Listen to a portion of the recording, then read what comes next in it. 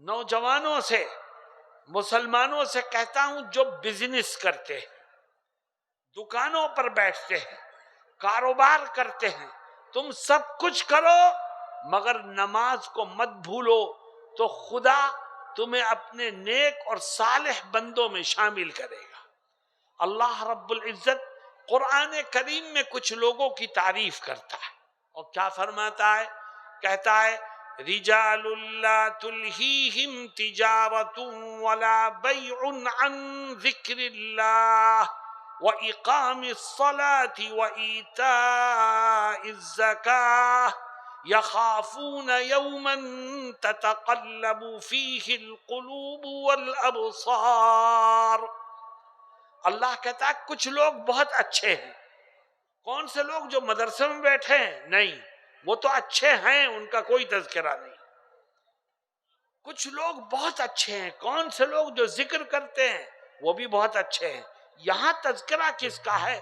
خدا فرماتا ہے کچھ لوگ بہت اچھے ہیں، اور وہ کہاں ہیں؟ وہ بازاروں میں بیٹھے ہیں، وہ خرید و فروخت کر رہے ہیں، وہ بزنس اور تجارت میں لگے ہیں، لیکن بہت اچھے ہیں، بزنس کر رہے ہیں، لین دین میں مصروف ہیں، لیکن جیسے ہی مسجد کے مناروں سے اللہ اکبر کی صدا بلند ہوتی ہے تو وہ اپنے کاموں کو چھوڑ کر اپنے خدا کے گھر میں آ کر اپنا ماتھا اپنے رب کے سامنے ٹیک دیتے ہیں۔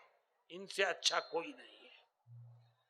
میرے دوستو، دنیا میں مصروف رہو، کوئی نہیں منع کرتا، مگر نماز سے غفلت مت برتو۔ آؤ ہم طے کریں کہ انشاءاللہ پڑھتے پڑھتے مریں گے اور مرتے مرتے پڑھیں گے، پھر دیکھو خدا رحمت کے دروازے کھولتا چلا جائے گا۔ شیطان ہمارے جوانوں کو ورغلاتا ہے۔ کسی جوان سے کہو کہ بھئی نماز پڑھو، چلو مسجد، کہتا ہے میرے کپڑے ناپاک ہیں۔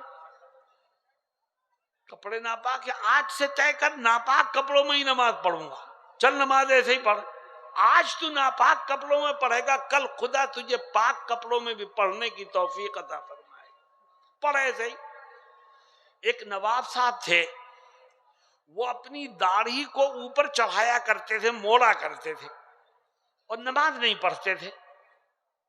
ایک مولانا صاحب ان کے پاس گئے، عالم، انہوں نے دعوت دی کہ نواب صاحب گھر کے بالکل برابر میں مسجد ہے، چلیے نماز پڑھ لیتے ہیں۔ تو نواب صاحب کہنے لگے کہ میں نماز نہیں پڑھوں گا۔ مولانا صاحب نے پوچھا کیوں؟ کہنے لگے کہ نماز پڑھنے کے لیے جاؤں تو پہلے وضو کروں، اور وضو کروں تو اس سے پہلے داڑھی کھولوں، میں اپنی داڑھی نہیں کھولنا چاہتا، اس لیے نماز بھی نہیں پڑھوں گا۔ تو مولانا صاحب نے کیا کہا؟ کہا کہ آپ بغیر وضو کے نماز پڑھیے، چلیے مسجد نماز پڑھتے۔ ان کا ہاتھ پکڑا، اپنے ساتھ مسجد لے گئے، وہ نواب صاحب مسجد میں آ گئے۔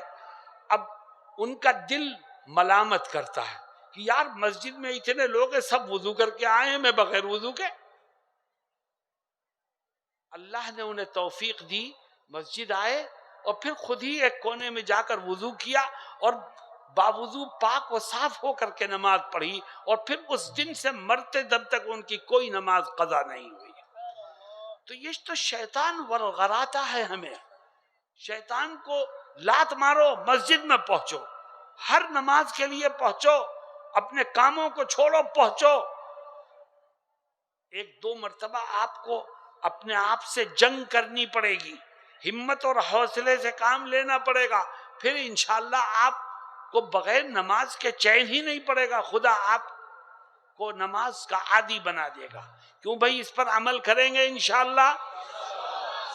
نمبر 2، اگر یہ چاہتے ہو کہ خدا آپ کو قبر میں اچھا ساتھی نصیب فرمائے اور آپ کی قبر کو جنت کا باغ بنا دے، تو ایک دوسرا کام بھی کرو، اور وہ دوسرا کام یہ ہے کہ آج سے طے کر لو، عہد کر لو کہ انشاءاللہ زندگی کے آخری سانس تک جو لقمہ میرے پیٹ میں جائے گا وہ حلال کا ہوگا۔